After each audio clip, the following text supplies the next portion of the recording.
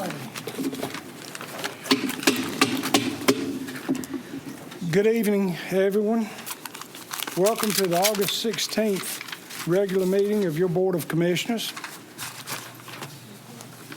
Thank you for attending, and thank you for tuning in, those of you who are at home. And the meeting is called to order. Tonight, our invocation will be given by Pastor Joe Hout of the St. John United Methodist Church in Eden, and he's coming to the podium now. After he's done with the invocation, please remain standing, and the Pledge of Allegiance will be led by Don Powell. So please stand if you're able. Reverend. Thank you for the invitation to come here. Let us pray. Today we offer prayers for all who exercise leadership around us. Together, let us lift up prayers for local, municipal, and state leaders who make decisions about everything, from the school system to the water systems in our communities. God, grant your grace to our leaders so that they might make wise decisions. Grant these leaders grace to lead wisely, compassion that moves them to action on behalf of the people, and the reminder to work for the good of the entire human family. Amen. Amen. Thank you, Reverend. Please remain standing. I pledge allegiance to the flag of the United States of America and to the republic for which it stands, one nation, under God, indivisible, with liberty and justice for all. Be seated.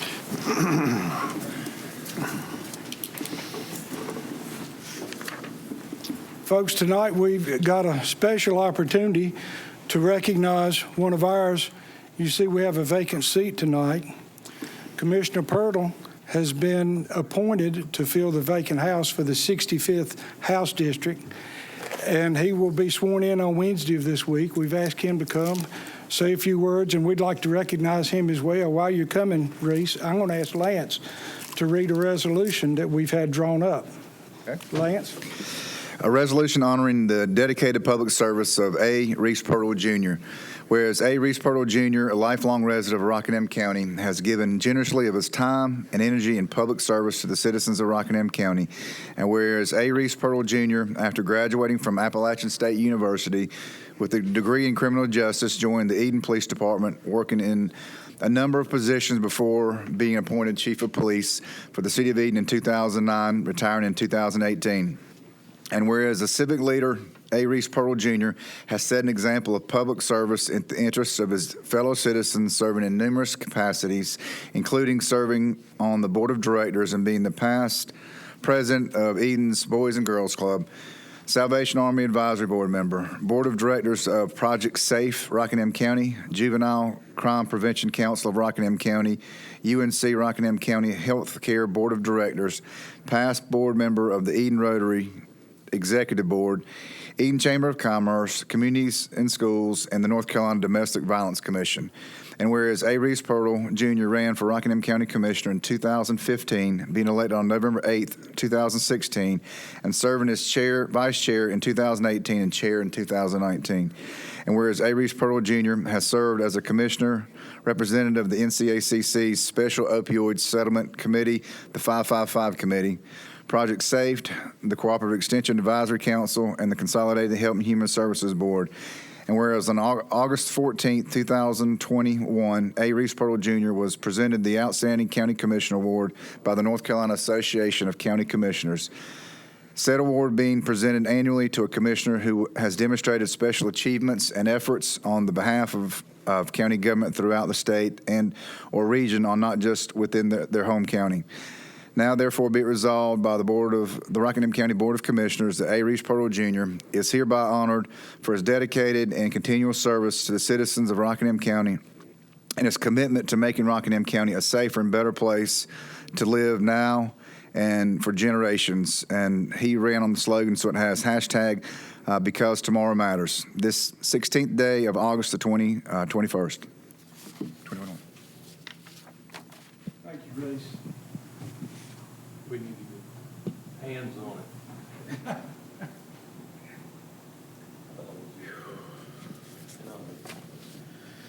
it. Thank you, Lance. It's been an honor and a privilege to serve the citizens of Rockingham County for the last going on 5 years.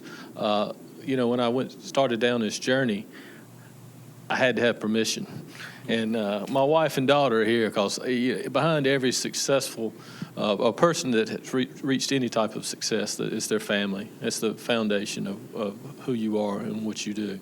And my wife and daughter was there. I missed some birthday celebrations and holidays with law enforcement. And when I made this commitment to Rockingham County, they never hesitated and supported me through this endeavor too. So I'm eternally grateful for them.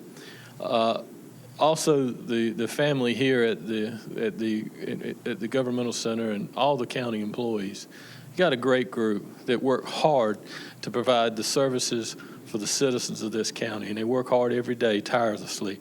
A lot of times they go fly under the radar, but they do what needs to be done to ensure that the services are provided to the citizens of Rockingham County and to all the citizens of Rockingham County.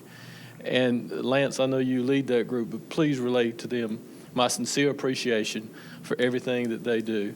And our staff here in the governmental center, what a great staff. They're always there to help you and want to make sure that you can be the best commissioner, best service, provide the best service to the community as you can.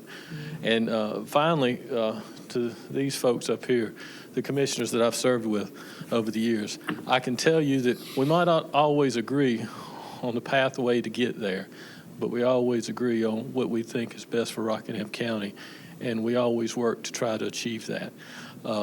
These guys' hearts are in the right place, and they're trying to do the best they can for the people of Rockingham County, and I sincerely believe that.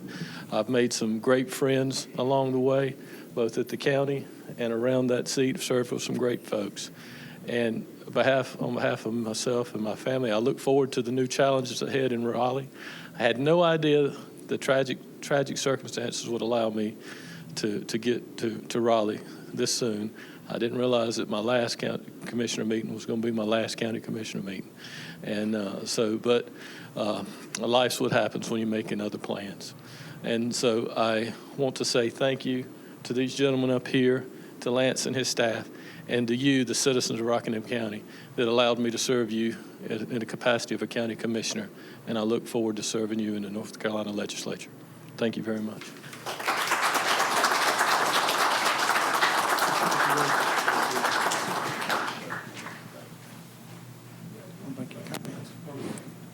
Comments?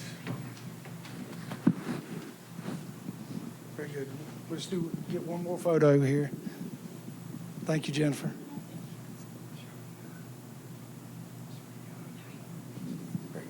Thank you, Reese. We'll miss you. God bless you. He does have one more piece of business tonight. I believe he's on later on the agenda. Yeah, that'd be great. Jennifer, give one more picture. That's all. Now, let's get right over Get it right over. Good to see you. Yeah, don't forget where you're from. Thank you, Jennifer. Thank you, man.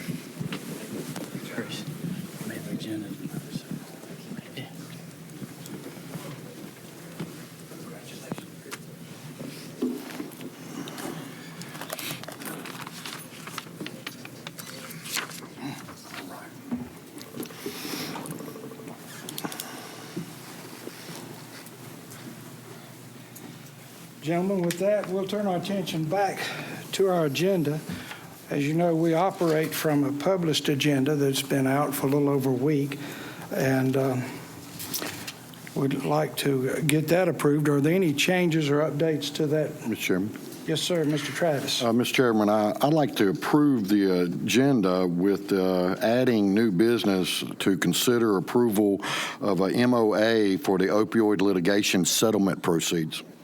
Thank you. We have a motion with an amendment. Is there a second? Second. Thank you, Commissioner Richardson. All in favor, say aye. Aye. Aye. All opposed? Very good. With that being said, we'll move on to consent agenda. Items on the consent agenda are non-controversial items. However, if anyone has any questions about the items, please contact Lance Metzler, the county manager. Mr. Metzler will be glad to fill you in on the details. And with that, we'll accept a motion to approve the consent agenda. So moved. Is there a second? Second.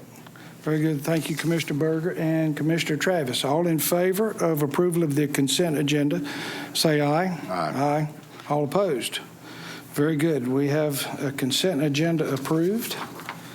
The next item takes us to public comment, and we have 2 people signed up for public comment. And with that, we'll ask County Manager Lance to read the protocol for public comment. Comments will be limited to 3 minutes or a maximum of 6 minutes if another person yields their time. Mr. Manager? The public comment period shall be for the purpose of allowing members of the public to present any matter pertaining to county business or items on the Board of Commissioners' agenda. Remarks shall be addressed directly to the Board of Commissioners, not to the staff, the audience, or media. The chairperson will open the public comment period.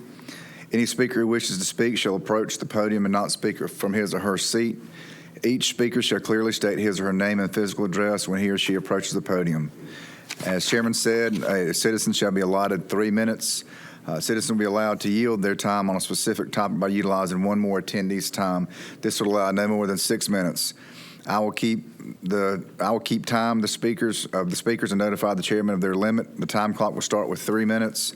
Unless yielded time to 6 minutes, you'll hear a beep at 1 minute to alert you to wrap up your comments.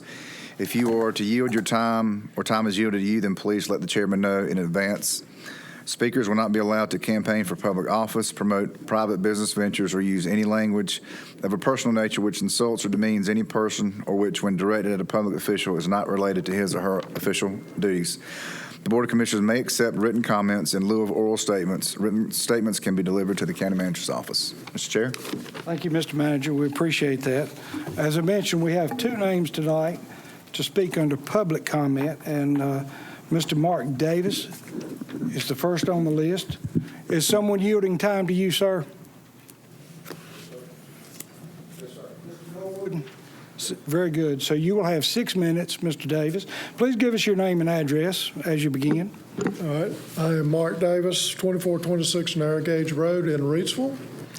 And wanted to address tonight the progress that has been made on the Uniform Development Ordinance.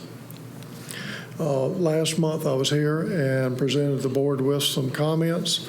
I have some more comments for today that I will go ahead and share.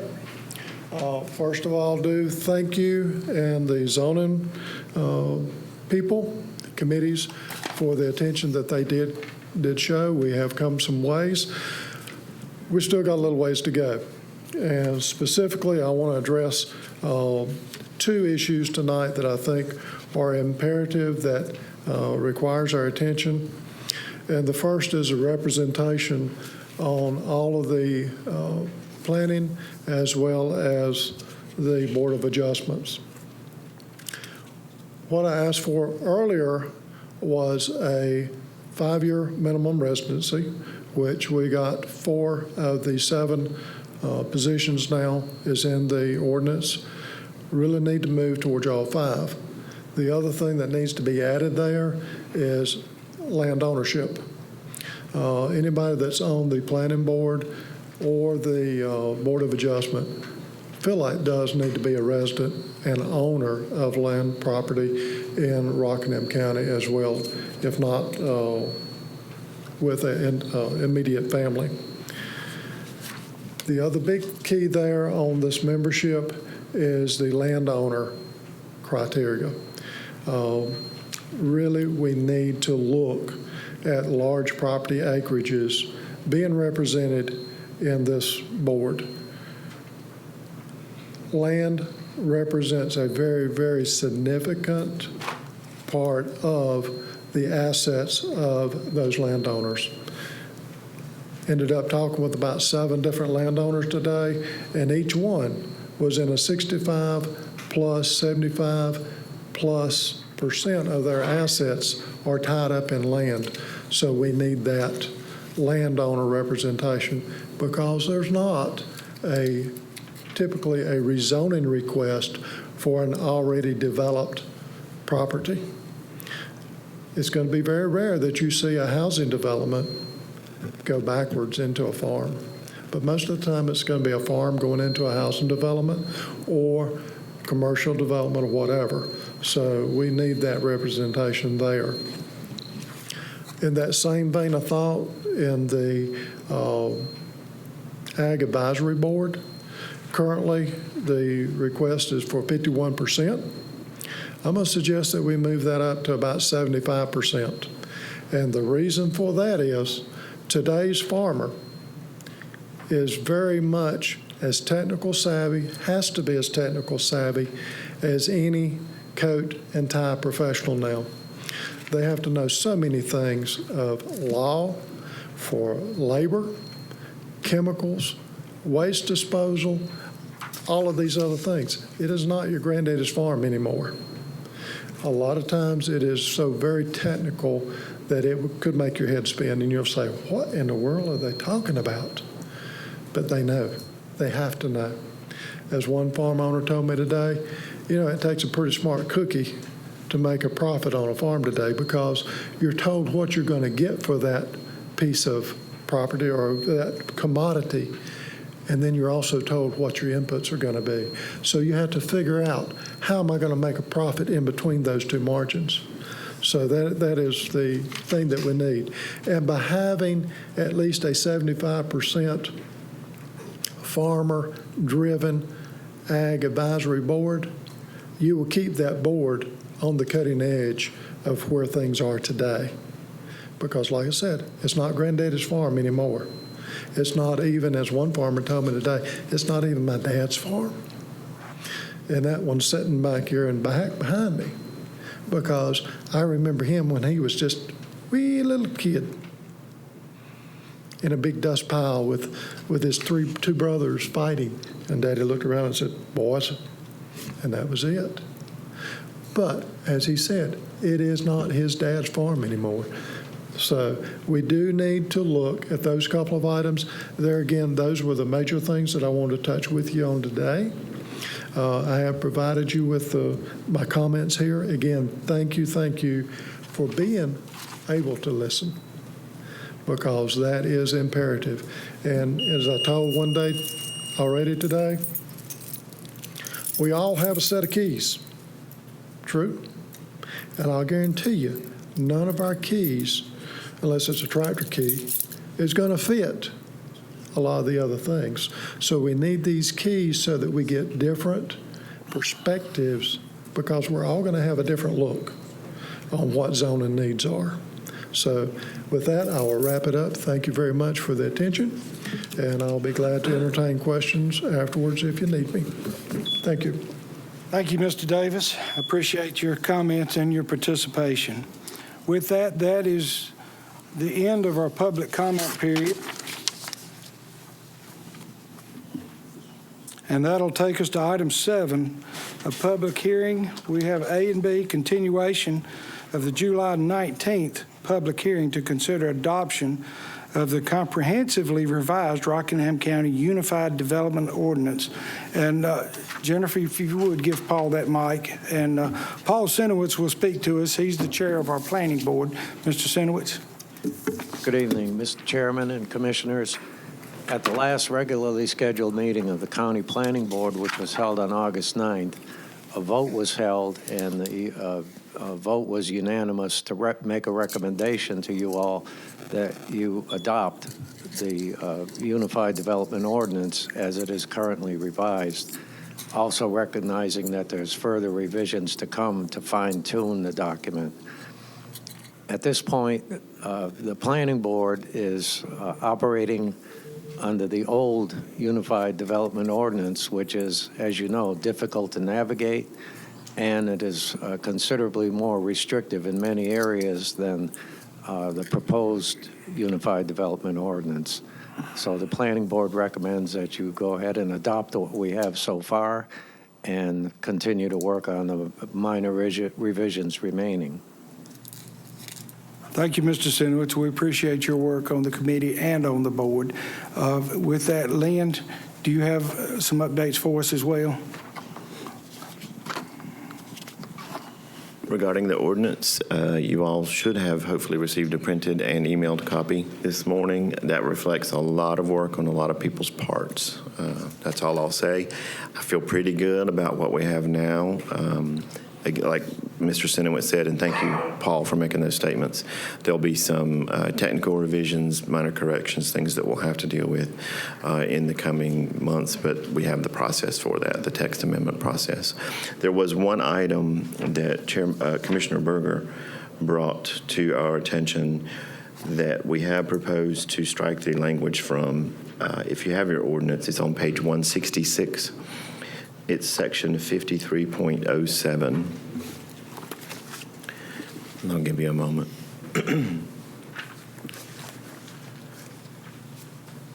It speaks to the requirements for accessing public water and sewer for developments, both residential and non-residential. Multiple people who have looked at this generally feel like the way that we have structured the zoning districts and the requirements for the new zoning districts and the way that they function handle this on their own. This also diverges from other policies here in the county, and we didn't want to create a conflict. So we have proposed to just remove that language from section 53.07, the part A, 1 and 2, and then part B, 1 and 2, water and sanitary sewer. For the whole thing? Essentially. Cross it out.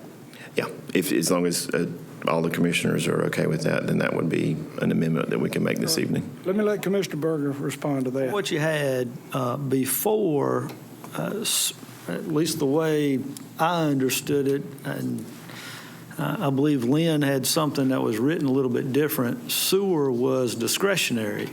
That's the way we were operating as far as any sewer extensions. But then Lynn found some language that made it a requirement as far as tapping on the sewer. And you can correct me if I'm wrong as far as that understanding of discretionary, Lance. Discussed it a long time ago. Okay. Yeah. But the language that was in the old one was certainly inconsistent with that. Right. And then as far as the water portion, the density that is in the new ordinance encourages those new developments to tap on based on what they can achieve as far as lot size and number of lots, so that the financial incentive is there to tap on. Making it a requirement doesn't make sense if they've got that financial incentive. The other thing that was discussed is whether or not there's any language or flexibility if someone could not get an easement to tap on if it crosses someone else's property. Well, since we're talking about distance, and there was nothing added or really fleshed out as far as obtaining easements and what you would do if you couldn't obtain an easement. So with the financial incentive that is there with the density, flexibility in the new ordinance, just felt like it was best to take out. And that was discussed in our meeting Thursday, that several of the committee members were present, and some of that came from them. So the recommendation, Commissioner Berger, is to eliminate the whole thing and keep it as it is right now? No, just take out that whole section. So I'm talking about the old UDO. Are we using the wording from the old UDO, or we're just eliminating this altogether? just eliminating that altogether. So ultimately, it's going to be up to the developer whether or not to tie on. Certainly with sewer and with water, we've still got some say whether or not it is allowed as far as someone tapping onto our system. Right. As a private citizen, I still have a choice whether I want to tap on or not. Okay. Right. To your point, Mr. Travis. Do you need a motion for that, or? Well, I think once you adopt everything as amended, then that would take care of it. I don't think you need a separate motion just to deal with that. I'm good with that. And I just want to be sure to point out the extensive work that the committee's done over the last few weeks, led by Lynn Cochran. You've done a great job. We appreciate that. And I also want to encourage the public to continue to look at this document as we move forward. We're fully anticipating there may be some more changes, maybe 30, 60, 90 days. So somewhere in that time frame, there will be some more text amendments to the document as we get into it and begin using it to be sure that it works the way we think it's going to work. So with that, Commissioners, any question? Commissioner Travis? Lynn, I got a couple questions. Sure. Well, first, let me, Mr. Davis, thank you for your hard work on this, too. Looks like you've been studying at home yourself. I appreciate it, Mr. Davis. With the recommendations that Mr. Davis has recommended, I guess you're going to be taking a look at that. Yes. And maybe bring it to us to amend this. But my question is, once we pass this and you come across some stuff with the citizens that might not be exactly right, are you going to come back to us so we can fix the problem that you come across? That is my exact plan. Yep. So what I'm saying is I want to publicly say Right. that if the citizens come across a problem and it needs to be corrected, that you will be coming back here to let us fix it. You have my solemn oath. Okay, the public heard that on TV, right? Right, they did. It's all on TV. I actually had a call today about another issue from another citizen, issues surrounding the special events permit and some things that have happened, and she made some very good points. I've already created the folder for the next round of amendments, and Mr. Davis's comments, which I have received in written form, and those of others, are all going in that folder for consideration. That's the point I want to make. I just want to make sure the public know this. It's Right. not the Constitution or something like that. This is something that we can work together Right. to make it perfect for everybody. And I kind of agree with Mr. Davis about the ag committees and stuff like that. So I'm willing to proceed as long as we can change. Okay, thank you. Thank you, Commissioner. Any other comments? Well, I think it certainly needs to be mentioned that this started some time ago and actually had a group of volunteers that really put in a lot of time to help bring this, the land use plan and the UDO to fruition. And I hope I don't leave anybody out, but Matt Smith, Charles Rakestraw, of course, members of the planning board, and Paul, who Charlie recognized a minute ago, Gene Robertson, Bruce Noe, Will Flint. And I don't think I left anybody out. Charles is here tonight. I didn't leave anybody out, did I? Okay. And certainly appreciate Lynn. Carrie Spencer started the process with us, and Lynn coming in at the tail end has done a tremendous job getting up to speed and helping us kind of clean some things up, and certainly appreciate all of your efforts as well. And thank you for the contributions that you made and the guidance you offered. And I will say I've thoroughly enjoyed being able to do it because it means a lot to this county and its future. Thank you. Let me ask our county manager, can we leave the link up that was on the website for another 60 days or so to allow further public comment as they review this document? And let's get the current document up on there as soon as we can. Okay. And that way they'll have that. Any further comments? Commissioner Richardson? At that time, we'll accept a motion. Yes, with that caveat that it's left up on the board for the entire public. I certainly want Mr. Davis's suggestions to be covered in that time.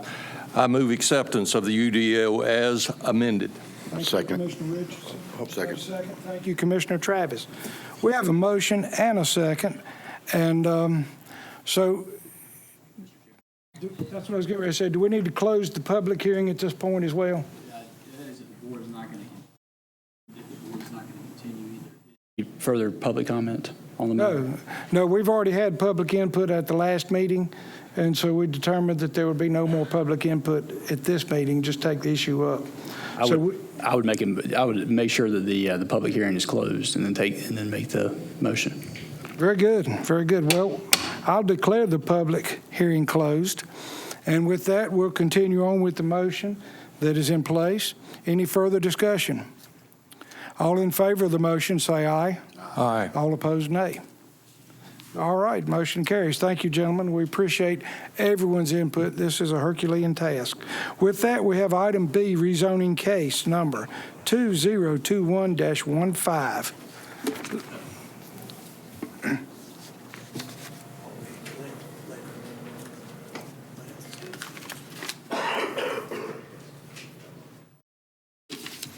Conklin will be presenting this for us in just a moment.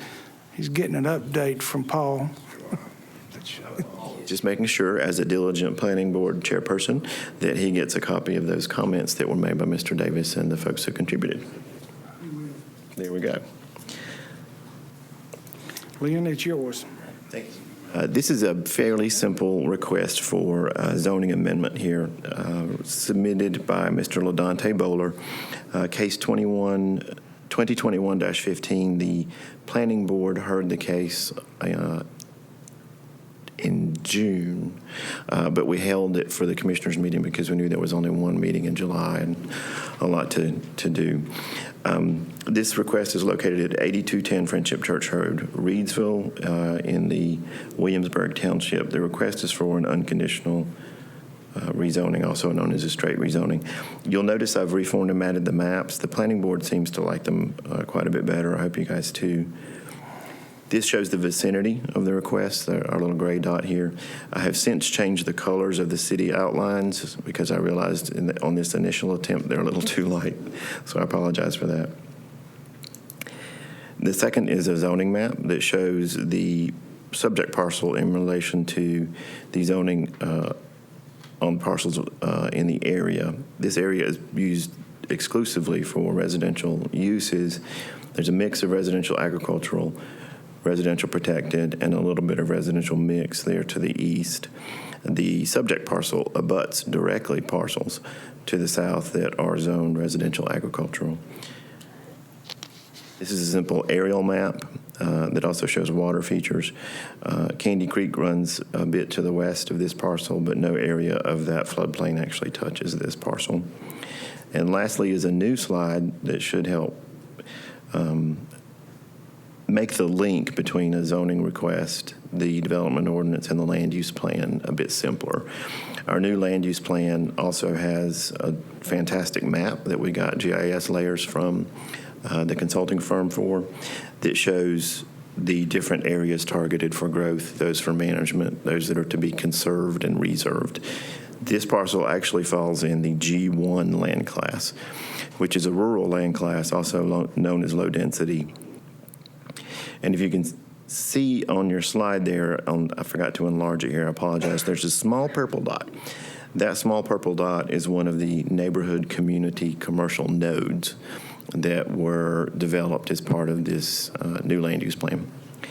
Being in the G1 land use class, this parcel is among those that are recommended to be zoned residential agricultural for the most part. There are some opportunities for neighborhood commercial near strategic intersections, as I pointed out. At the rural crossroads, residential development should be located in the surrounding areas as identified as the future land on the future land use map, page 48. I apologize. Again, the planning board voted 7-0 unanimously to recommend this approval at their meeting in June. I had 4 total inquiries on this parcel, all of which were, because I didn't have any strong fors or againsts, mostly just requests for more information. There was one nearby neighbor who had a question at the planning board meeting about special uses and if additional permits would be required, to which the planning board responded yes, that they would. And she was happier with that being the case.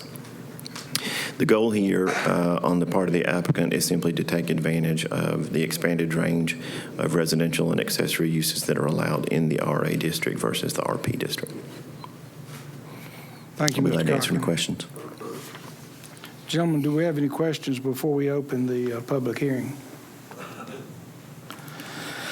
With that, we'll ask our attorney to go over the rules for public comment during the public hearing, and then we'll open that for comment. The procedures for a public hearing, all those desiring to speak at today's public hearing will register at the sheet located at the rear entrance of the Commissioners' room. The chairman will establish time limits for speakers based on the number registered. Time limit will be three minutes per speaker. You can yield a time for a total max of 6 minutes. Speakers will be called in order in which they are registered unless otherwise directed by the chair. Each person should state his or her name and address for the record prior to beginning his or her remarks. A speaker will address only the issue currently being heard. All speakers will be heard before any rebuttals are recognized. All comments should be addressed to the board. Appropriate polite conduct is expected. Anyone indulging in personal attacks, shouting, or other disruptive behavior will forfeit their right to speak and, if necessary, asked to leave the meeting. Mr. Chair. Thank you, Mr. Attorney. With that, we'll open the public hearing. And this is rezoning case 2021-15. We have 5 people signed up to speak tonight. Again, Norma Flack, you're first on the list. Did I pronounce your name correctly? Please, if you'll make your way to the podium. When you get here, you're not going to speak? Might be deferring her time. Okay. That's okay. I talked to her beforehand. I told her she didn't have to speak, but she could give her time to one of her colleagues. Are you giving your time to someone else? Okay. Very good. Thank you, Ms. Flack. I appreciate that. She is not speaking and is not donating her time. Next on the list is going to be Treva Mitchell. If you'll make your way, give us your name and your address when you get to the podium, please. My name is Treva Mitchell. I reside at 443 Brooks Road in Reedsville, North Carolina. We're understanding that the property that's in question is family-owned, and it seems to be that meetings were held that the entire family wasn't aware of. So we have no clue of what's going on. So therefore, the rezoning, it needs to be held off until we can get together as a family and there won't be any disputes or anything. Because when we're unsure of what's going on and really not knowing the legal jargon of what's going on, it's getting very confusing. So I know that me and my siblings strongly disagree on the rezoning. Okay. Very good. Thank you, Ms. Mitchell. We appreciate you being here tonight. With that, we have George Mitchell. If you'll make your way to the podium, Mr. George Mitchell.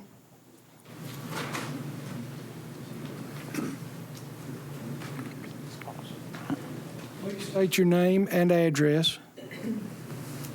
Yeah, my name's George Mitchell. My address on that road is 8030. And I don't know what to mean by the rezoning. What's going to happen to the? It's going to change the way it is now. Or is it just going to be rezoned? What's going to be changed?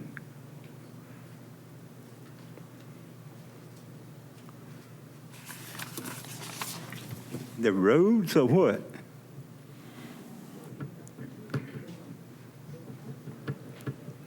You don't know either. Mr. Mitchell, I'm we sorry. typically will not respond. Yeah, we can't respond. Till the end, so we just have to listen to you. So we don't respond individually yet. We do that at the end. Well, I would rather for it to be like it is. Thank you, Mr. Mitchell. We appreciate you being here tonight. With that, we have Natasha Settle. If you'll make your way to the podium, please state your name and address upon arrival. My name is Natasha Mitchell Settle. I reside at 4533 Cattaway in Greensboro. I I like the rest of them. This is the first I've ever heard of anything happening to the family land. And like we said, it is family, and we are a large family, and we, as a family, has not decided. We're still meeting to decide on who does and what happens to the land, period. So this is like a ghost to us, so we're confused, as you can see, and a lot of us wants to know what's being zoned. Are you taking it from family and making it a company, or we want to know? Right. But like I say, it's a large family. We are very large. That's why we can't figure out what to do with it. Right. I got you. Thank you. We appreciate you being here tonight. With that, the last person to speak is LaDante. Is that correct? LaDante Bowl? Yes, sir. If you'll please make your way. State your name and address upon arrival. I'm LaDante Bowler. I reside in Greensboro, the 5060 Bartholomew's Lane. I think we're referring to the property that I've purchased some years ago from Bumpers. And I just want to assure everybody that I'm just trying to rezone it so I can fit me and my family on the land as well. So just to get everybody comfortable, there's no businesses or anything like that going on. I'm just trying to fit my family in there as well. The way it's zoned now, we can't fit on there. Right. Gotcha. Thank you, Mr. Bowl. We appreciate that. And with that, I'll ask Lynn if he'll make his way back up and see if we have any other questions from the commissioners. Well, Mr. Ask if anybody else wants to speak and then close the public hearing. Okay. Well, just one second, Lynn. Does anyone else in the room wish to speak for or against? All right, nothing. Without seeing anyone else, we'll go ahead and close the public hearing at this time. And now we'll ask if any of the commissioners have questions. There's been a couple of folks who commented about this being family land. Is the applicant, is he the owner? Yes, and I will assure the family that when we take a zoning for an application for a zoning amendment, a rezoning, we must require signatures from any applicants and any owners of the land. And those signatures, if they are not done in front of a planning official in the office, must be notarized. And all necessary signatures from all owners and applicants were obtained prior to this application being made for this land. Mr. Bowler does own this land. It's just one owner? Yeah. Okay. There will be no new roads. There will be no commercial development, no industrial development for those who are concerned. This parcel is accessed by a 50-foot right-of-way that links directly to Friendship Church Road, which does meet the current ordinance requirements and the future ordinance requirements for the amount of road frontage necessary for a lot. The rezoning only changes the nature of the residential and associated uses that can occur on the parcel. It takes it from a more restrictive category, which is residential protected, to a less restricted category, which is residential agricultural, which, as Mr. Bowler testified or commented, suits his needs and his family's needs more so than the residential protected district. And as in the analysis that I presented earlier in the context of considerations of the adjacent land uses, all the necessary codes and requirements, there's no reason to suggest anything other than recommendation from a staff perspective. Gentlemen, any other questions? Well, I think I'm going to ask a question on behalf of Mr. Mitchell in particular. I think he wants to know what's going to be different should we approve this versus how it is now. Right. And there will be very little that is actually different than from how it is now. I want to make sure I word this right for Mr. Mitchell, because I understand these things can be confusing when you start talking about lots of technical terms. Hold on one second. Can Mr. Mitchell hear us? Can you hear me, Mr. Mitchell? Mr. Mitchell, can you hear? Tell him, ask him to come up here and sit so he can hear it.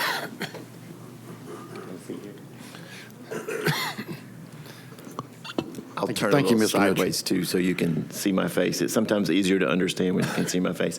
I just wanted to make sure that you understood there wouldn't be any commercial uses allowed. No changes to the roadways would be allowed. No other uses besides normal residential uses would be permitted with this change. What this change does allow is more flexibility in housing options for the applicant versus the current zoning. The current zoning is residential protected. The requested zoning is residential agricultural, which allows more flexibility and choice in housing than are currently allowed on the parcel. Does that make sense? At least a little bit. I don't know if it makes sense. A little bit, and this is sort of a state rule too about a zoning amendment change like this. The applicant requested what we call an unconditional rezoning. That means he didn't request a rezoning for a very specific purpose. He wanted to be able to just have the allowable uses in the residential agricultural district. There are 3 residential districts in the county: residential protected, residential mixed, and residential agricultural. Many of the parcels out here are zoned residential mixed. Residential protected, which is the yellow color there. Yep. And that's what he is currently zoned. Many of the others out here are zoned residential agricultural, which are green, which is what he has requested to rezone to. And there are a few over here that are zoned residential mixed. But as you can see, the neighborhood is a full mix of both types of zoning categories that are parts of our map and our zoning districts, but you know the characteristics of the neighborhood probably better than anyone if you've lived out there. And this won't be changing any of those characteristics. Does that help a little? You say so.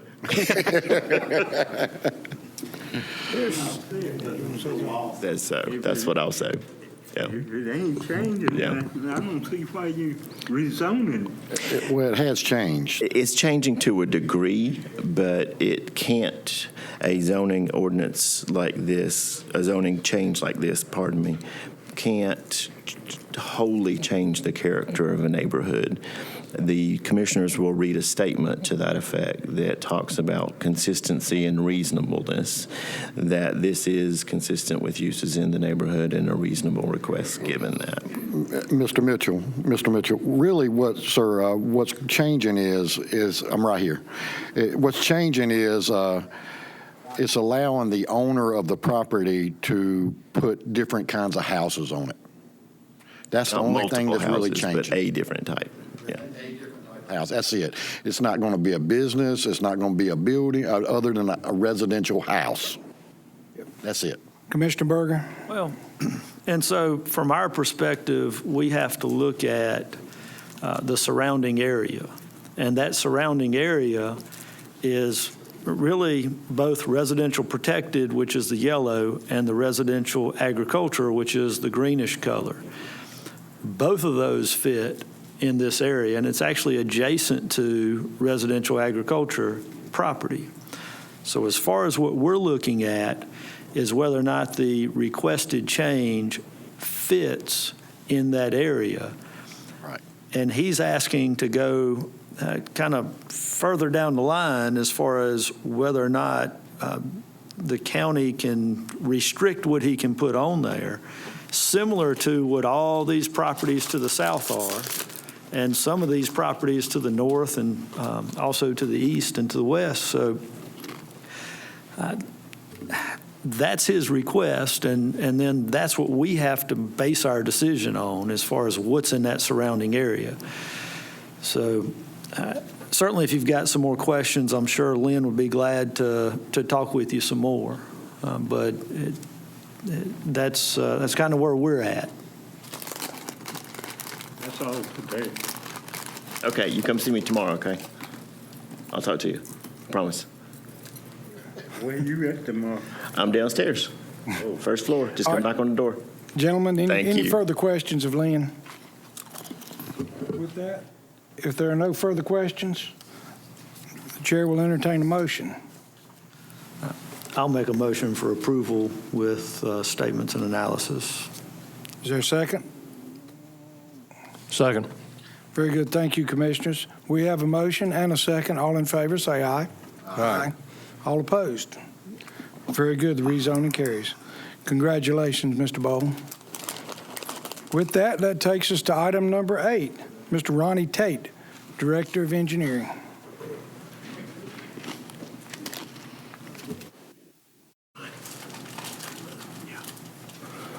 No problem. I just don't want you to actually stumble into that. Thank you. Good evening, gentlemen. I've got one item for your consideration tonight, and it's approval of matching funding of up to $35,000 for a comprehensive statewide plan for parks and recreation for Rockingham County.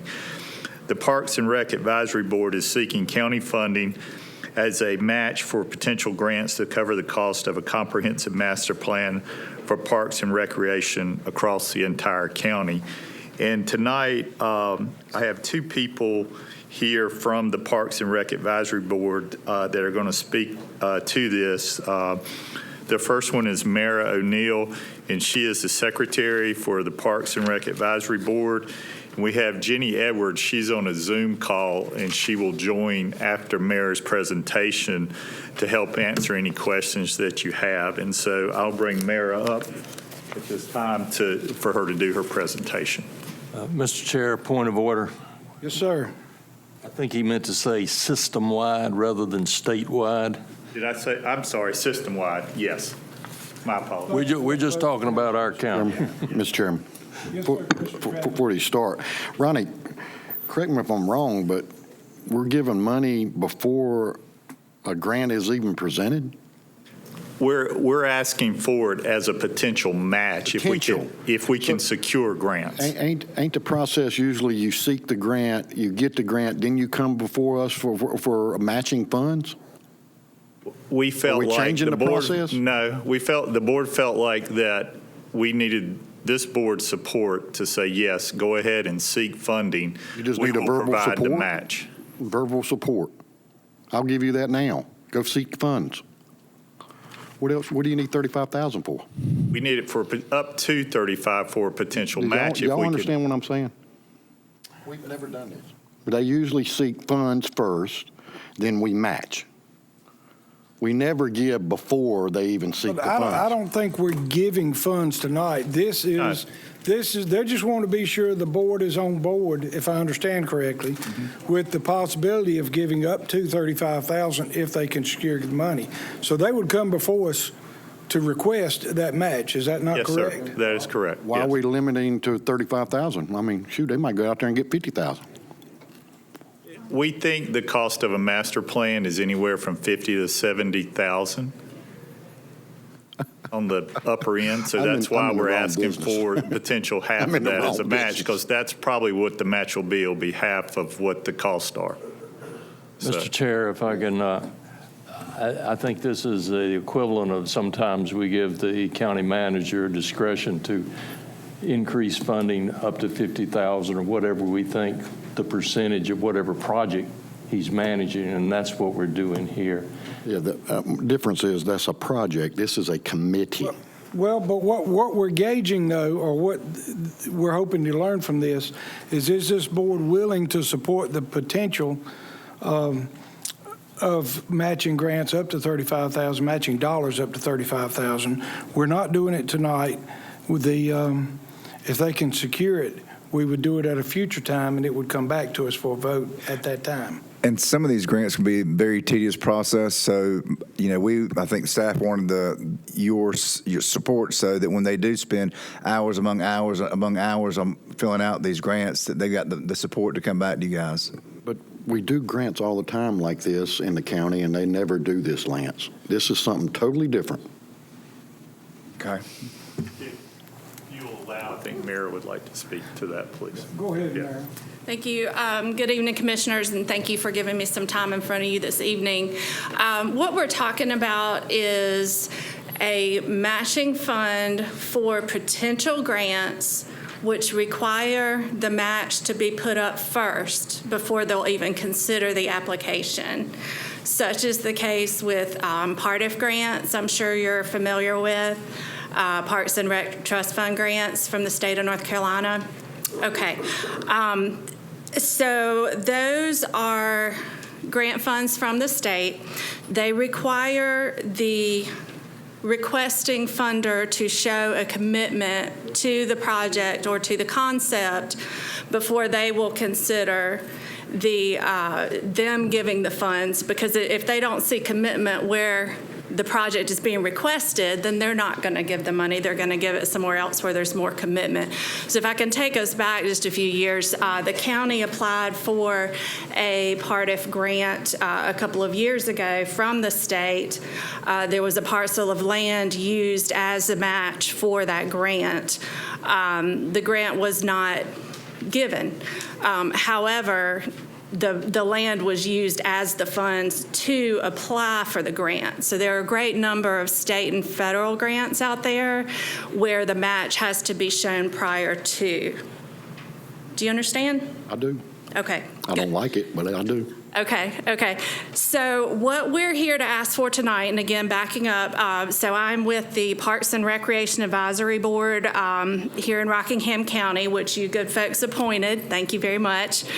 And one of our primary tasks as a countywide Parks and Rec Advisory Board team was to come up with recommendations for the county's park and recreation and economic development is really what we're talking about here in developing parks and recreation. So the past year, as we all know, has been a banner year for Rockingham County from an economic development standpoint. We've got a lot of new business and industry here coming to Rockingham County.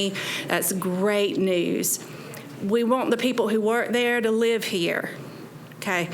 It helps us for these businesses and industries to come here, but if the people who work there live in Guilford County or Forsyth County, then that doesn't help us as a community nearly so much. And so Parks and Recreation have been shown over and over again to lead to quality of life and other decisions made by these companies when they choose to locate here. There's plenty of research on that.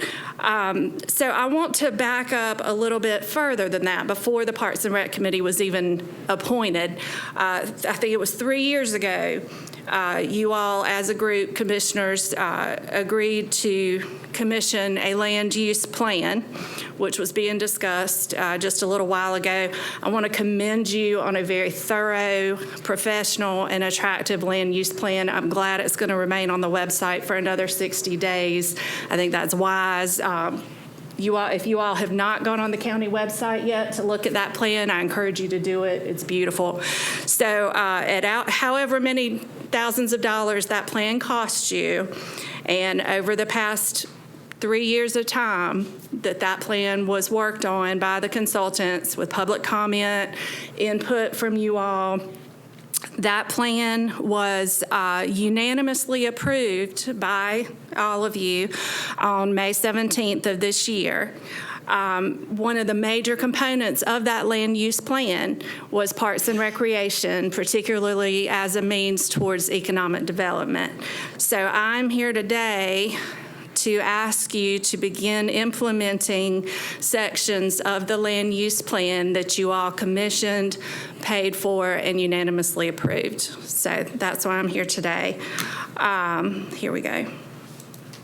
All right, so this is your land use plan, Vision Plan 2040, which I believe you all recognize. As I said, it's a beautiful plan. So let's go to Section 4. We've got two different parts of Section 4 that are recommendations from the consultants that you all commissioned to do this plan. So 4.2 is economic development, 4.5 is parks and recreation, and they're very closely related. So let me back up to that. So if we want to look at some of those parts, there's an overwhelming consensus among citizens and community leaders that recreation will serve as a key component of Rockingham County's economy. strengths identified in the plan. If you see your SWOT analysis here, one of the main strengths is natural resources. Okay, Back up one slide, if you would. Yes, ma'am. That item 2 under goals and policies. What is that first bulleted item under 2?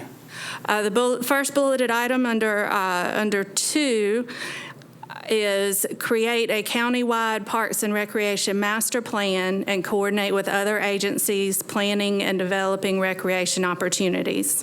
Thank you. Thank you.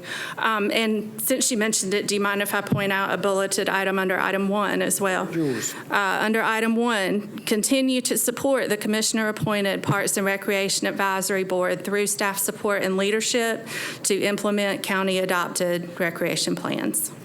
So I'm just here today to ask that we move forward with that to the benefit of the citizens of Rockingham County. Thank you, gentlemen. Any questions?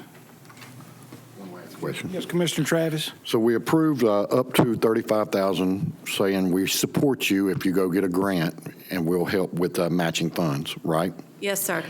But we still decide whether you get that grant or not. So if you I'm get sorry, approved, I don't understand. if you get approved and you come back before this board for us to approve to give you the funds for that grant, To receive the grant. right? Well, with these, It would be a county grant, so the board would have to approve the acceptance of that grant. Right. So in that same vein, you would also approve to appropriate that money up to $35,000 to go towards that match. You understand what I'm saying? We're showing you support that we'll fund you up to $35,000 if you get a certain grant. You apply for the grant. You might get it. Say it's $20,000. You come back here, you need matching funds. You still got to get permission from this board for us to give you that $20,000. It's for us to receive the grant. You And understand? the board has to appropriate that fund. So right now, you're just committing to the concept of them going after that grant for up to $35,000. That don't mean you get it if you get it. It means you still have to come before us and we have to approve you getting it. It's like the part of grant. So the board has to approve to accept the part of grant. And in that, they approve to appropriate those funds to go towards that grant. So in essence, that's right. It would come back to the board for approval for that grant. if Mr. Metzler says that's right, that's right. Well, I'm just letting you know, it could come back before us, and, there might be some people on this board that might not like that grant. And you could be denied to get matching funds for that, even though we give you support right now. We want you to proceed. We want Parks and Recreation to expand and look at the county. So we're willing to do this to let you look at, the master plan. Well, I mean, certainly if an organization offers to give the county a $35,000 grant, then you're absolutely entitled to refuse it. Right. Yes, sir. Okay. I mean, when somebody offers me $35,000, not that it's ever happened, I kind of think I might take it. But. We have a motion to approve. Is there a second? Second. Any further discussion? With that, I think Jenny is online with us. Jenny is, yes, sir. Did she have anything she wanted to add? We're Jenny, ready to vote, but she may want to say something. Hey, Jenny, good evening. Hello, good evening. Thank you so much for letting me come to you from my living room. I appreciate Commissioner Travis's comments. I will say that I'll just push this a little bit and ask that the commissioners make that firm commitment of that $35,000 for this reason. It doesn't give foundations very much confidence in our ability to accomplish a project if we then have to go back to the county commissioners in order to secure that $35,000. So, and Mary, you correct me if I'm misrepresenting what the recommendations of PRAB are. It's my understanding that we are asking you to commit up to $35,000. And, I'd like to note too that this is a fully volunteer board. If there are any grant proposals written, it probably will be through volunteers with help from county staff, of course. So as your advisory board, we're taking on quite a commitment. And we are asking for your show of support for Parks and Rec in the county and committing up to $35,000 to do this plan. These plans are vital to obtain funding to develop Parks and Rec in the county. No federal or state money will come to us without these plans. So we absolutely, it's absolutely critical if we're going to move Parks and Rec forward. Jenny, let me reiterate, this is a normal process, the normal way of business. Should you get a grant, we would then vote to receive it. So that is nothing unusual, anything out of the way. Don't take it as a lack of support. So that's just a normal way of us doing business. Yeah, I just want to tell you, Charlie's right. It's the normal way we do it. You get the grant, and it still comes for our approval, even though you got it. It happens with everyone. It ain't like we're not showing favoritism to you or nothing, but it's just natural way we do it. Sure. Well, I am confident that Mr. Metzler and his staff will lead us through the process that is expected.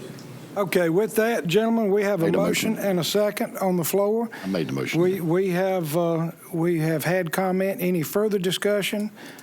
All right, let's call the question. Then all in favor of the motion, say aye. Aye. All opposed. Congratulations, ladies. We look forward to future presentations from you. Thank you, gentlemen. With that, Will Strader, good evening. Man, we ain't saw Will in over a year. Will's been in hiding. Hey, Will.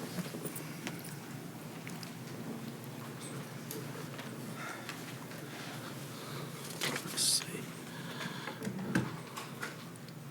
Okay.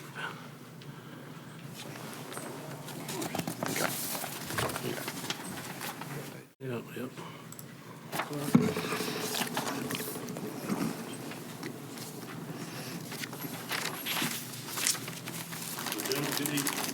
Hey, Will. Mr. Chairman, Commissioners, thank you for having me this evening. I just want to give you a brief review and update of where we've been for basically the past year.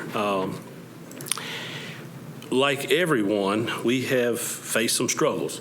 As Cooperative Extension, you know our bread and butter is having educational programs, and most of those are in person. And when COVID hit, that really threw a wrench in the game. So it's been a year of transition. As you can see from these numbers, in 2019, those are our face-to-face contacts and our digital media contacts. My staff, they accepted the challenge right away. And as you can see on our digital media contacts, we really upped our game. We made contacts with folks, we kept them engaged, and we kept them involved with Extension. And I think that's a testament to their desire to meet that challenge. Probably the one program area that was challenged the most was our 4-H program. There were more restrictions put on our involvement with youth than with any of the other areas of our office. One of the first things that we did when the stay-at-home order went into place was to implement a 4-H weekly photo challenge. And that was really just to keep them engaged. And they were given a topic. Sometimes it related to ag, sometimes it related to food and nutrition. And they submitted their photos. And as you can see there's one of our blue ribbon winners with his chicks that he hatched from embryology. Morgan Manus, our 4-H agent, did really well in putting together take-home kits that could keep those kids involved, dealing with butterflies, hatching out. We provided cocoons, larvae, and they hatched them out to see the life cycle. Woodworking, gardening kits. And we hosted 2 online camps, one on life skills, which was basically anything from changing a tire to washing clothes. Things that kids really, if they don't get it at home, they don't get it from anywhere else. So those were very successful. And now that we're in 2021 and we're back in person, restrictions have been lifted somewhat. We've started putting together some good programs at the office related to STEM. You know, one of our focuses is always STEM education. The computer, the programming, the electronic components are always huge hits with our youth. And there's something that they've requested over in the past that we focus on. And those first 3 or 4 there, the We Do logo robots, that's for small kids, elementary school. And then to move on to the Ozobots, and in the photos there, those little blue lights that you see, they program those to follow a track, and it's all teaching computer programming and robotics. And then the larger kids, they do the microbits, and they even, program and design some electronic games using a program called Scratch. And that gets them involved in how to build apps. So it's very involved. A lot of this stuff actually is over my head. So for our youth to be doing it is a testament to their knowledge, I guess, of electronics. As always, we've got embryology in the second grade classrooms around the county. And we had mad science and cooking demonstrations, cook-along classes for the kids. All of those were very big hits. Our family and consumer science program, again, had to do a little transitioning. As you can see there, Jordan was on a Zoom. He cooked some whole wheat blueberry muffins. I was a little skeptical. They were good. But Med Instead of Meds is a program that NC State developed to help people learn about food and nutrition and eating healthier using the Mediterranean diet, heavy on lean proteins, vegetables. And Jordan is also the co-chair of the County Wellness Committee. So y'all are probably getting emails from him about some of the challenges that he puts together for county employees, and he's had pretty good involvement with those. Our agriculture program, made up of livestock, horticulture, and field crops. We've had this was probably the program that was least affected by COVID because we still went out, we met one-on-one with farmers, we were on the farm, we were outside. You had those indoor restrictions that didn't really affect us in the field any. One of the big things that we've done over the last 12 months is truckload cattle sales. And that's something that had never been done in Rockingham County before. And Abby Whitaker, our livestock agent, was instrumental in putting this together. Most of the time, our livestock producers, they would load up a few head of cattle and they'd go to Siler City. And they'd accept whatever the market price was for them. By doing the truckload sale, she got a group of livestock producers together, got them on the same schedule as far as breeding, calving, doing the same rationing of feed, and you want a steady size. You want them all within a certain parameter as far as weight goes. And they load them up on trucks and they ship them out to the Midwest. And they make considerably more money by doing that than they do hauling a few head at a time to Siler City. Over the last 12 months, we've probably sold about 320 head on 4 truckloads. And it's not a new and novel idea, but it's new to Rockingham County. So our producers have really accepted it and they've run with it. Cattlemen's meetings have been going on. As you can see in that picture in the middle there, when we had the indoor restrictions, that's a cattlemen's meeting outside at our office. They showed up in person, and we also did it hybrid on Zoom for those who didn't want to come. They were very successful. We did about 3 or 4 of those until restrictions were lifted. We also do pesticide training for the commercial applicators, the landscapers, the farmers.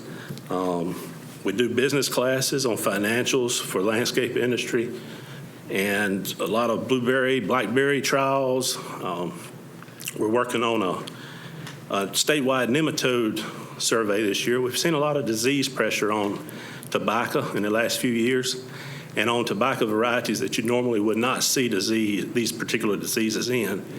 And it's sort of myself and a couple of other agents in the surrounding counties and thinking that maybe it was nematodes. And we pulled some samples, and sure enough, we've got some nematode issues. But NCDA doesn't classify them as a hazard level. So we're doing a survey now. They're going to species them out and try to change the hazard index for NCDA testing. So hopefully that will help with some of our disease issues. And 3 things that we're really proud about. Y'all just got done talking about a grant. We've had 3 grants in the last 12 months. One was a Farm Bureau grant for a portable cattle corral that came to our Cattlemen's Association. That was really needed because a lot of cattlemen don't have working facilities. And now that we're doing truckload sales, it's utilized for that as well. It has been parked at our office probably 6 times over the last 12 months, and the rest of the time it's been at a farm being used. So that's been really helpful.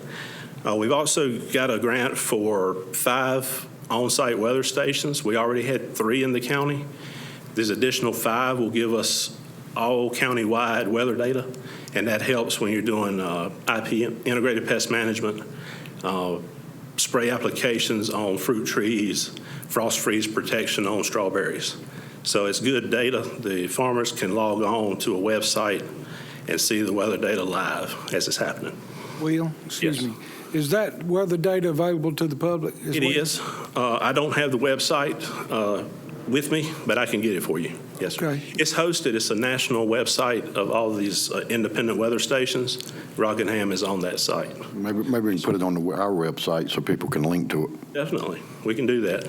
I know Blacksburg has called our office wanting access to it as well. That was a couple weeks ago. So Yeah, I'd be very interested in that as well. I think others would. we haven't received those additional 5 yet because of shipping delays, but they've been approved. Y'all have approved them for us to get them. So. The last one is the Visit NC Farms app. And this is another statewide initiative that Rockingham County is partnering with 5 other counties as a north central region to join. And it's hosted and developed by NCDA. And farmers can get on the app, list their farm, list the products that they have available. And that you can download that now on the App Store or whatever iPhone has. But that's going to be another marketing tool for our growers across the county. And people can go on there and have itineraries of things to do, places to visit. You can list local restaurants that buy local foods, things of that nature. So that's just a few things that we've got going on. It's definitely not a comprehensive list, but be happy to answer any questions y'all have. Gentlemen, any questions? No, you have to come up here more. Let me say thank you for all you do to support our local farmers and our economy. Yes, sir. We thoroughly enjoy produce and other products that are produced through you guys that you help support. So thank you very much. One last thing. Commissioner. Stick around after the meeting. Sure. Okay. Thank you. Thank you, Mr. Strader. Thank you. With that, we'll have Trey Wright come up, our Public Health Director, for a quick COVID update. This is another ECU guy, ain't it? We got problems up here, ECU. How's everybody doing tonight? Good evening. Thank you for being here. Give me 1 second. Let me grab my clicker. The former teacher in me, I love my clicker. So I'll briefly go over some numbers as we sit today with COVID cases in the county, vaccines, and so forth. As of today, there was 8,700 cases here in Rockingham County. That's from the beginning till now. 183 deaths via the state website and about 11.5% positivity rate. Positivity rate also varies with how much testing is going on, and it's about a week lag in data. So 2 weeks ago now, there was about 1,100 tests in the county. Hospitalizations is done on a regional approach in the Triad region, and that's 161 adult ICU patients in the Triad region. One thing that I've tried to do since the introduction of vaccines is the cases per month and breakdown of age group. With that, I was using that to try to target where can we do more vaccine outreach. So you can see the first couple of months, January, February, and March, it was higher in that 65 over, and then it started dropping as that age group was receiving more and more vaccines. We started seeing it more in that 20 to 40, 50 age range. With that too, we did some outreach I'll speak of a little bit more. But you can also see how the cases dropped as well. That is a very busy slide, but I just wanted to show the breakdown that we've done internally on those actual cases. But I did want to show you where it looks now. Since the beginning of vaccinations till now, where you see we have had the dip in cases, and I always like to highlight June because we had about 3 days in a row that there were 0 cases reported to us from North Carolina Department of Health and Human Services. And now for vaccines. The last number from this morning, there was 74,000 vaccines that have been done here in Rockingham County. That's both first and second doses. That's 39% that are fully vaccinated, so about 38,000 folks. and about 4% partially vaccinated, so another 3,000. Since the rollout, our health department has done 23,217 vaccines ourselves. That equates to 31% of all vaccines in the county were provided by us. I'll break that down a little bit further because there is North Carolina providers and federal providers, so your box pharmacies, so forth. When it's broken down that way, there's 29,757 vaccines that were by a North Carolina provider. We are responsible for 78% of all vaccines in the county by a North Carolina provider. There are some reasons why, too. Inventory-wise, our health systems, we can handle more vaccine. We have the storage to do so, whereas your smaller pharmacy, local pharmacy, doesn't have that capacity or ultra-cold storage. Just make clarification. These ain't all Rockingham County citizens getting these vaccines. They're coming from different counties. That is true. We cannot extrapolate just Rockingham County. I know we've had some folks from other counties as well as other states. I just wanted the public to know that so they won't think something different.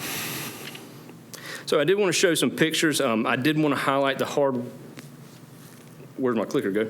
Hard work from the beginning to the end. You can see we were outside in the cold, the ice. You can see our road cones and a lot of pictures there.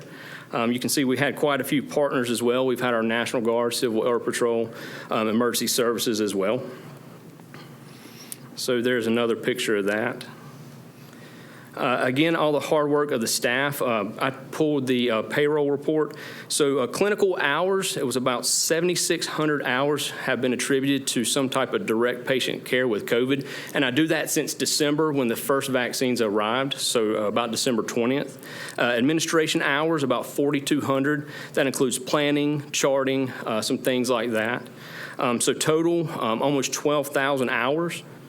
And the total work hours for that time is about 1,300. So you can see there about 10,000 additional hours over regular time. Our staff have done a lot to get this vaccine out here in Rockingham County. Right. I did want to show how the vaccine has went per month. I remember in my studies at East Carolina, we talked about something called product adoption. I pick on the iPad, the iPod, iPhone. Some people, as soon as it came out, they wanted it. We see it now when people with the new iPhone 12 or 13, they camp out. How there's enthusiasts, visionaries, skeptics, and how the early adopters, late adopters, and so forth. About products, I was curious, does it match with vaccine? So on the bottom there, you can see where I kind of stratified it by month, but the next slide actually gives you a better idea of that on a graph. So at the peak, you can see there was about 7,400 vaccines. At that time, we were transitioning from outdoors to indoors at RCC. And then after April, we saw that decline when we moved back into our facilities here. And we have recently seen a peak this past month, which could be attributed to several things. We'll talk about the summer cash cards and things as well. One thing that you may have heard quite a bit about on the news anywhere we turn is the Delta variant. It is said to be more contagious than previous strains. And North Carolina Department of Health and Human Services estimates 85 to 90% of all new infections are the Delta strain. They do this in batch sampling that they send off to the CDC. They do not have a genome sequencing machine. And so that's how they give us our biweekly numbers. I bring it up this way. I'm a big science fiction person about the variants. Any kind of disease, particularly something like this, is what we call genetically plastic, and life will find a way. That's from Dr. Ian Malcolm. If you remember, the dinosaurs were all supposed to be female. They combined it with the frog DNA, and they turned to male. And that is true. There are certain types of fish. Clownfish can do that, if I'm not mistaken. I think they can go from female to male in an entire population. So there's my science lesson. I'm sorry. I love it. Love science fiction. So let's talk about breakthrough cases. We have heard quite a bit about that as well. By definition, it's someone that's fully vaccinated, that's testing positive for COVID-19. Again, fully vaccinated, that they've been 2 weeks prior to their second dose in the 2-dose series or the 1 dose. And with that, we are now investigating breakthrough cases. I have used a contract of one of our part-time nurses that assisted us with the COVID vaccine. And this poor soul is going over 1,800 cases for us to look at each one, what day they were vaccinated, what day the second one was, and what brand. So I can get a better, more accurate idea of breakthrough cases here in Rockingham County. So it's taken some time. Bless her heart, it's quite a bit. I know she's about halfway through March, and I'm going to go back behind it to verify what those numbers look like. So when someone asks, I can say wholeheartedly that I have a better idea of what that breakthrough may be like. So we've done a little bit of outreach. As you all know, we were a 4-county pilot for $25 gift cards supplied from Department of Health and Human Services. That has now went to $100. Also, with limited staff, we were doing things in a large scale. We have targeted homebound patients, and we also have done some multifamily housing units. The age chart that you saw that I provided to you all, when I look at cases, I noticed some common themes. It may be Unit A, Unit B, Unit E. So we started trying to do some postcards and door hangers where we could. And also now some municipalities, local businesses, job fairs, as our schedule allows. Here's just a few pictures of some of those things. There's our postcards, our door hangers. I feel like I've been on TV more than I'd care to be at times. Some of our social media posts, as well as newspaper clippings. One other thing that we've looked at, there is the potential for a mobile vaccination clinic at no cost to the county using some of our COVID funds. I know a couple of counties have done that, and they were nice enough to share with me their schematics for one such machine. The most recent thing I think everybody has heard about is boosters. The FDA has authorized a 3rd dose of vaccines by Pfizer and Moderna for people with immune-compromised systems. That's estimated to be about 3% of all Americans. Just, I think, Friday night, the CDC ACIP met to review and make clinical recommendations for administering a 3rd dose. And later, well, not too late today, Health and Human Services reviewed and did a press release on that, and we are waiting on a standing order so we can look at that and have our medical director sign it so we can start planning for those that wish to have a 3rd dose. And as just a reminder, some of the CDC and recommendations that have happened at the state and federal levels. The CDC has went back and forth. They recommend mask wearing for everyone in schools, regardless of vaccination status, and also for everyone indoors, again, places that cannot be socially distanced. And it was specific to high COVID transmission rates. That was at one time 97 counties in North Carolina. Today, it's actually 98, so there's only 2, and they are very remote coastal counties that I've seen about that. And Department of Health and Human Services at state level, their recommendations mirror that of the CDC. And that was it. Thank you, Trey. We appreciate you being here tonight. Thank you so much. Let me say, I've talked to several members of the public regarding the job you guys did with vaccinations, and the overwhelming majority of people are so thankful and think your staff has done such a great job. So we appreciate you, we appreciate Susan and the health department, everything you guys have done during this pandemic. Gentlemen, anyone have any questions? Question? Thank you for being here. We appreciate that update. Thank you very much. Thank you so much. With that, item number 11, Tiffany Hayworth, Dan River Basin Association. Thank you for being here tonight. Is last best, or did you leave me last because you guys are all You're next to last. You saved the best for last. Best. That's right. All right. Well, thank you so much, Commissioners, for allowing me to come and speak to you tonight. As you may know, on December 11, 2017, Rockingham County acquired a 100-acre property through a donation from Duke Energy, and it is known as Ballew's Park. And through this donation agreement, work needs to be done to be able to open it to the public, or this land will revert back to Duke Energy.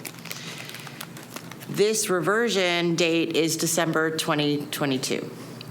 In June of 2021, the Dan River Basin Association, DARBA, was contacted by the RCC Trails program and said, hey, we're down to like 18 months. Can you all help us? Well, I know a lot of people stand at this podium asking you all to do something. Well, I'm here to offer you all DARBA's help in getting this park moving forward and open to the public. We have prepared, within 30 days of being contacted, we prepared a proposal as a phase 1 to the master plan that was done several years ago. And this would get the park open and allow people to start utilizing this beautiful and magical, really, piece of property. I don't know if you've had an opportunity to visit it, but on the property are these really cool rock outcroppings and a stream that runs through it, and it's quite beautiful. So we're really excited to get this asset open. So what I am offering you from DARBA is that we will establish a stakeholder committee of organizations as well as citizens to come together and start talking about how to move this through, to break the master plan into more phases and look at future funding. But what we can do right now, before December 22, is do public outreach to surrounding property owners to notify them of what is happening, construct a half-mile trail loop through the property, assist in renovation of the parking lot, provide design and install an informational kiosk, provide design and installation of trail signage and interpretive signage, create benches, and one other opportunity is to create a nature sound space near some of the rock outcroppings where people will be encouraged to sit, relax, de-stress, and listen to nature. We'd like to do this in partnership with Rockingham County, and we know we cannot do this alone. And we are asking for Rockingham County to help with managing the construction of restrooms, facilities on the property, provide electricity and lighting on or near the parking lot, as well as provide in-kind assistance with construction, installation, or other activities at the site as needed and appropriate. In addition to being open to the public and an amazing recreational asset for Rockingham County, this also could provide an outdoor lab for the Trails program at Rockingham Community College, where students who are learning how to build sustainable trail, and understand topography and mapping would be able to use this piece of property. So it has a multi-use opportunity, and I am offering DARBA's input, activities, time, and energy for free to the county to get this project open. Are there any questions? Commissioner Berger? Well, I'm not, I guess partly question and partly statement on my part. I know when I was first elected, this was something already in the works. And the way it was explained to me was that RCC would be the driving force behind getting things going there with regards to a park. That's right. In regards to any cost and I guess you can say oversight, I believe the county was looking to provide perhaps some in-kind contributions, but management was really through the Trails program through RCC. So personally, as far as what you're mentioning, I certainly hope that the RCC folks are 100% behind and on board with what you're talking about. As far as us providing some of those things, I certainly don't have a problem with us providing the things that you're mentioning, but they really need to be the driving force. I don't know, is Mara still here? No, she left earlier. We have met with them, and it was actually at their invitation that DARPA come and handle this project moving forward. And that's great. We did have a meeting, so I was in attendance. Tiffany was there, Ronnie was there, Mark was there, Dr. Kinlaw was there, and a few of his staff members. Mara was there, and the end result was that the county, or what they were seeking, was the county to construct some sort of restroom facilities out there, as well as provide the lighting and the parking lot. And then when it came to who was to oversee the cleanup and all that, at the time it was discussed, they were seeking the county do that, which was different than what we have discussed in the past. Right. Yeah, you might want to address, they were looking to stage things in smaller increments that could be dealt with. Again, RCC doing some of the physical, well, on the trails part, about 100% of the physical activity, but these other things like the parking lot, you might explain this is not a huge parking lot. This is just a place. But they were seeking, so to get this off the ground, there would have to be some sort of restroom facilities, be it Porta Johns, or if we get some build one, or whatever the best route to go is. And we would also be responsible for if there's any trash that needs to be picked up from time to time. That would be, at least that was what was discussed at the last meeting we had with them. They would take care of the trails, and if there were any problems with the trees down, they would be responsible for all that. And but I think you tell me if I'm wrong, but what we're looking for, or what you're looking for tonight, and what the college is looking for, is for us to sign that we're going to cooperate in the promulgation of the plan. Sure. And for us commissioners, there are going to be incremental portions of this coming along as funds, or perhaps dedication of manpower is required. That's correct. Our main goal is to get this open and meet the, what Davis, Montgomery, and Duke Energy expect to happen at this property prior to December 22nd. I'm not trying to put words in it, but what you need tonight is for us to authorize the county manager to sign cooperation agreement. And just to add on to it, I forgot to, I'd be remiss if I didn't say Davis Montgomery was in attendance, and he said at the end of the meeting that they may have some funds available as well. All right, Commissioner Travis, you have a question? Yeah, let me just make a statement. I'm all for it. I mean, I think that area out there is booming, and it's a beautiful property. I have seen it. But we've talked about several things tonight. Where's Park and Recreation at? We developed this committee, and they're not even part of this. They will be part of the stakeholders committee. You see what I'm saying? They're As we're asking moving for forward, grants, looking for but grants. it seems like we got a lot of hands in the cookie jar, and we need to get it all together. But I'm all for the project. Right now, you're not asking for any money, but I support you. It's just I'm kind of concerned about the bathroom situation out there. I mean, you open a door for stuff that's not good, but somebody's got to monitor the bathroom, and I'm definitely not in favor of letting my sheriff constantly go by there and check on a bathroom for a park, but that's an issue we can fix later. Absolutely.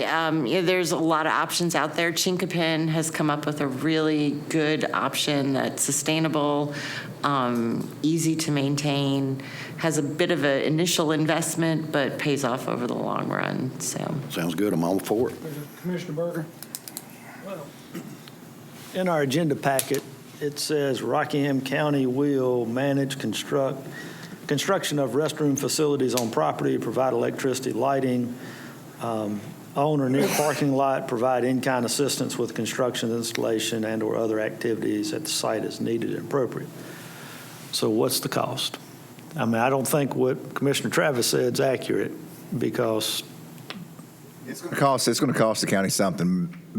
Depends on how you want to do it. If you want to get just a couple of porta potties and put them out there to building we looked at I forgot what the term is, but some Compost sort toilet. a compost one to actually one like the one over here in Wentworth. It's just whichever variety, whichever way that you all choose or that we choose to go, it's going to cost something to the county. At this point,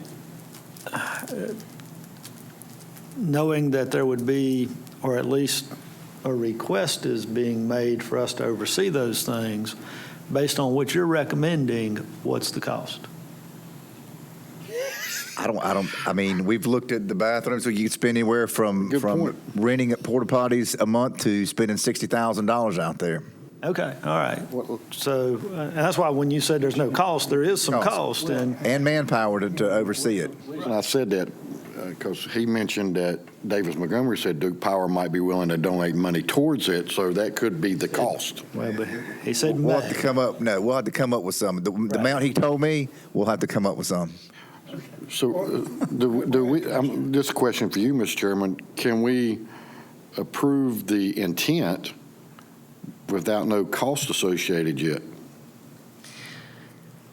Well, what you would be approving, I believe, tonight is the ability for DARPA to move forward with the county in partnership and begin this process in phase one. Come back to some sort of commitment from the county to these three different. Yeah. Right, because what I'm seeing is this is going from roughly 5 years ago of RCC is going to take care of these things to now the county taking care of these things. And so what's the ongoing cost that you got to fit into a budget? And are we moving in a direction of creating a department? I hope not, because we don't need another department. So we will work very diligently to make sure that whatever's out there is very manageable if the county decides to take over the oversight of the laboratories and the trash, but we don't want to go down that path. So I guess one of the questions is, this is a contract between DARPA and the county. Yes. Now, regarding the property and what the college was going to do in conjunction with us as well, this does not preclude them from participating as well. Is that? No, they're going to be participating. They're going to do from what I understand from the meeting that we had, they're going to do all the work with the trails, maintaining the trails, constructing the trails. And it's going to be like Mark said, a in-class exercises as far as building the trails and continue to improve those. But as far as going back to what Commissioner Berger asked, the bathroom, the parking lot will be ours. Is that your understanding, Ms. Hayworth? It is, but I'm also offering that DARPA will construct the first 0.5 miles worth of trails so we could open it to the public, and then the trails, RCC trails, can take over as a laboratory and build upon that trail. Okay, thank you. And Davis made it clear that if there's not some sort of movement, correct me if I'm wrong, then that we'll revert back to Duke. I thought I remembered from the meeting that I appreciate what you said about expertise and energy and so forth, but I think there was some money involved, wasn't there?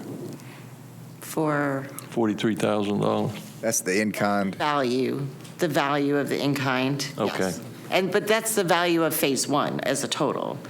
DARPA would be providing about more than half of that in time and public support and running public meetings and volunteer work and building the trail, whereas the county would be responsible, depending on what level of the parking lot, the electricity, and the I think restrooms. it's important for us to recognize up front that a lot of this is conceptual at this point. We don't know exactly. For example, this unique restroom facility like they have out at Chinquapin was $23,000 or something. As you can compare that to as elaborate a water type of restroom that you're more familiar with.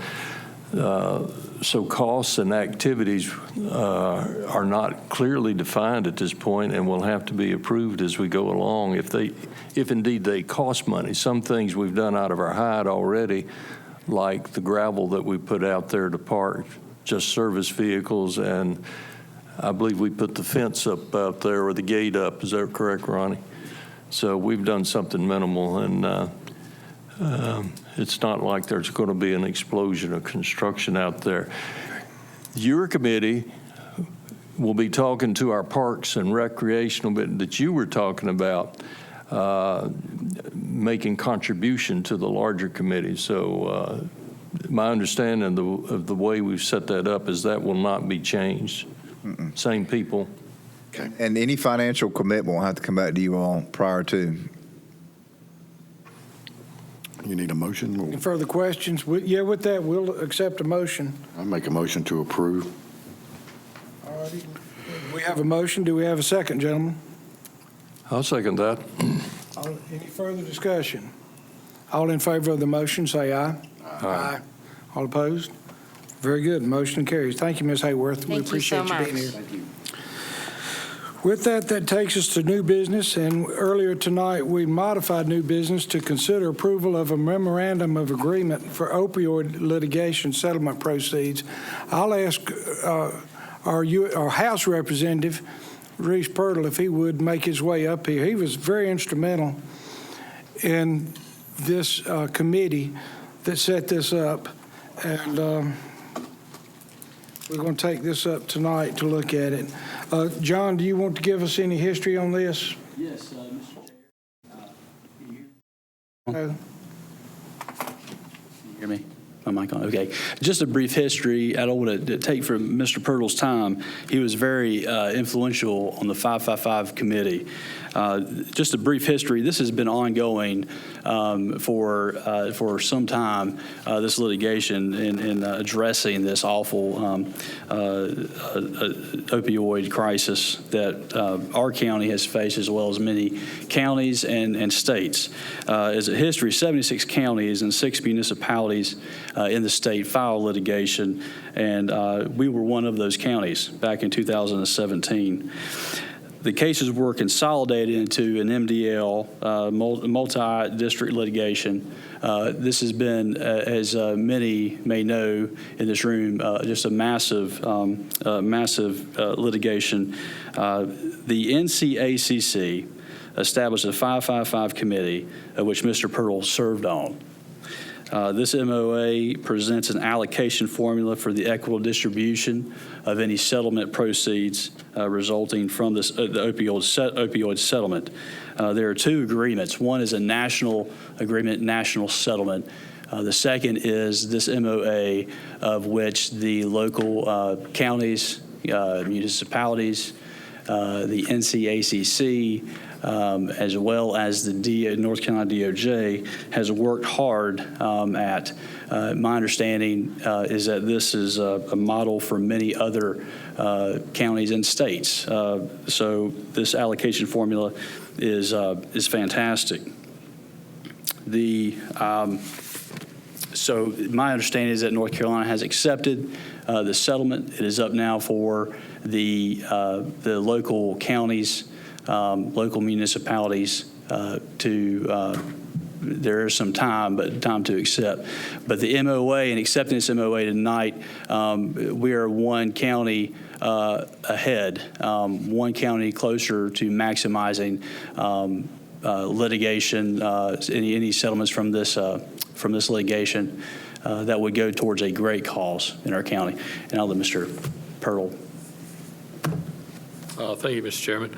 I think our attorney did a marvelous job in explaining what's before you tonight. I was asked to serve, and I did serve on that 555 committee. 5 county managers, 5 county attorneys, and 5 county commissioners from across the state. The state worked to really come up with a distribution formula that included in the MOA, or the MOU you have in front of you tonight.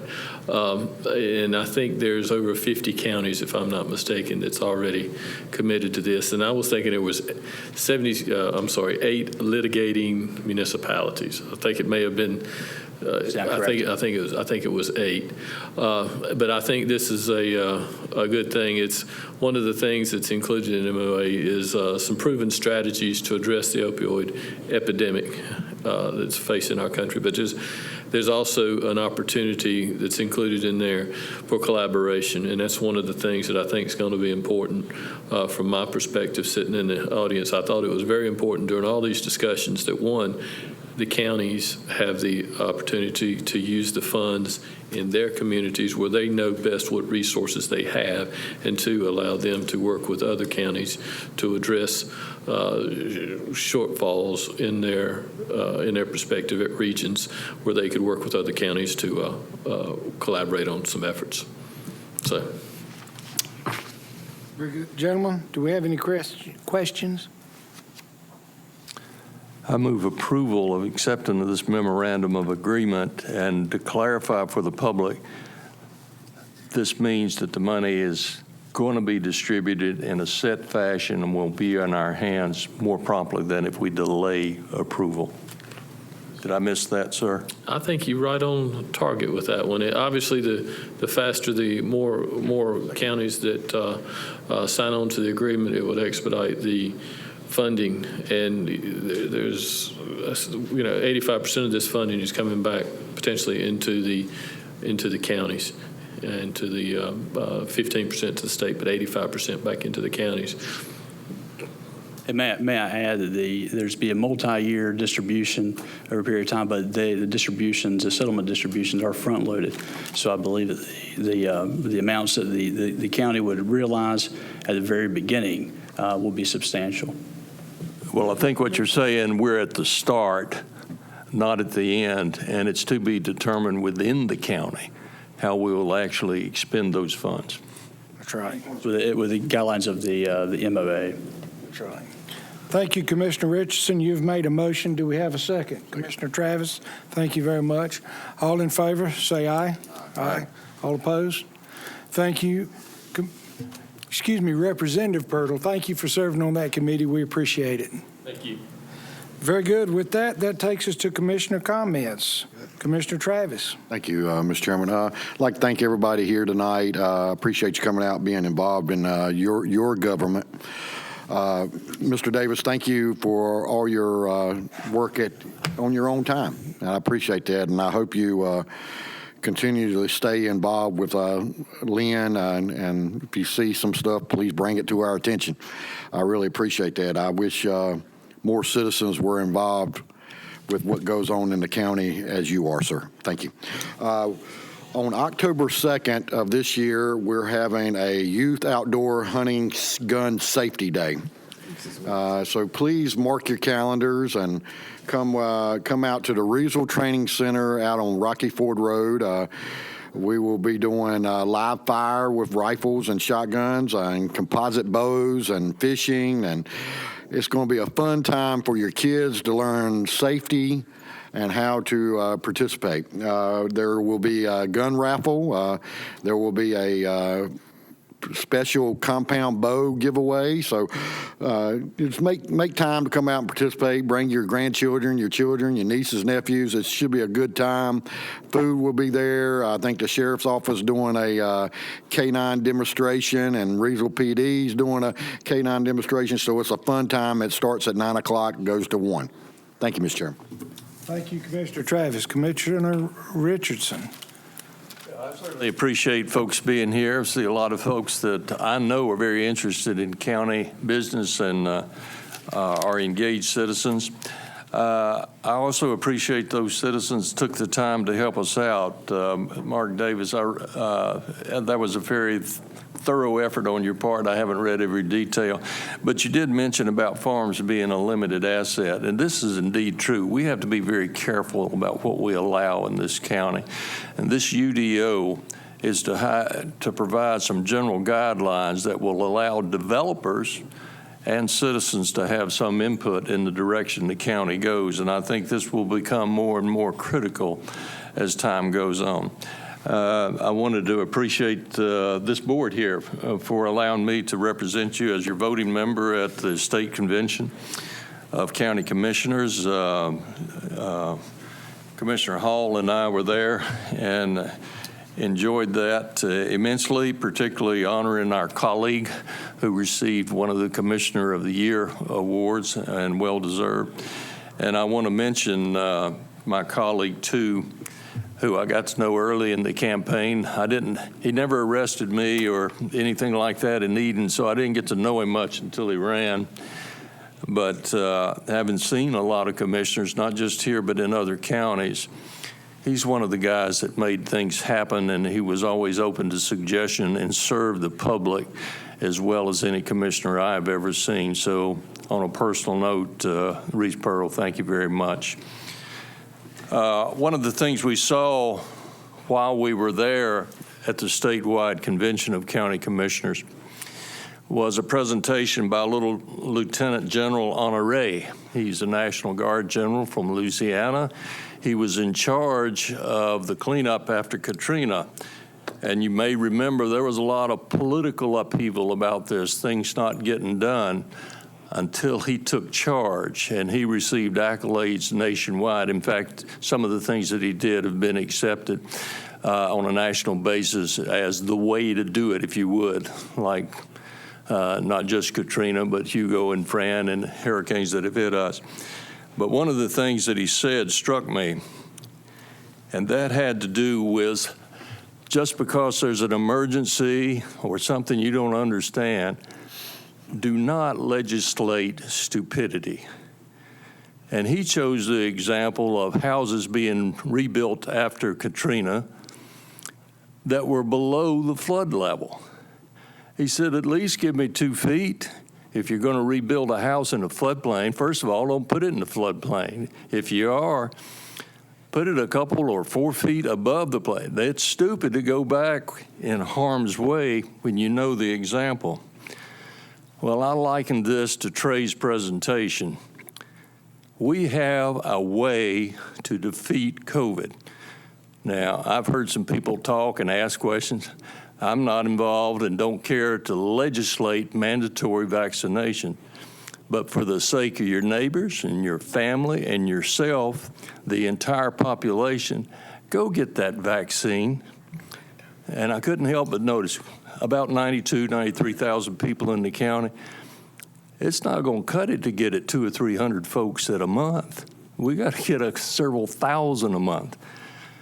But if you haven't had that shot, those of you listening outside, or you know somebody that hasn't, particularly your family, encourage them. And if you want an example, look to the polio problems that we had before the accident.